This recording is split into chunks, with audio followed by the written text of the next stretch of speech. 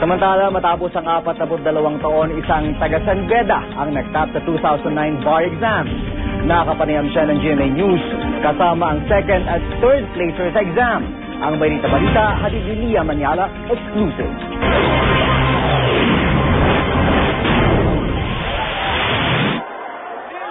Nag-top sa bar exams ang San Beda College. Ang top 1 at top 2 parehong bedan.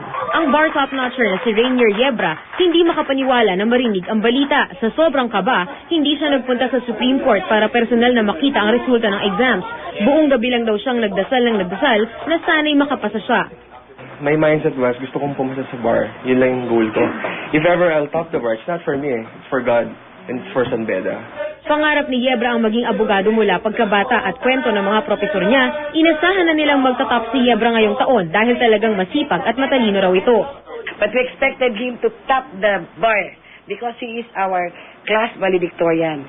Ang nanay naman ng second placer na si Charlene Tapik nung una akali hindi nakapasa ang anak, kaya ganoon na lang ang tuwa nang malamang nagtap pa ang anak. Noong binuksan ng internet yung anak ko, 2008-2009 pa lang ang bar exam, naiyak ako. Wala yung pangalan niya. Kaya talaga nag-cry ako. Kasi ang hirap talaga sa amin.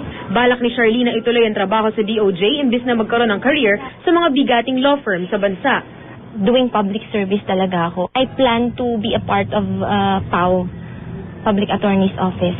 Si John Paul Lim na third placer sa bar, hindi inasahang masasama siya sa top 10. Maybe siguro somewhere in the top but not as high as 3 siguro.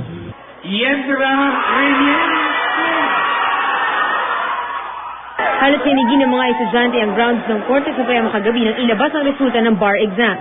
It feels like heaven! Siyempre happy kami kasi nakapasa siya at last nakapasa siya sa bar exam.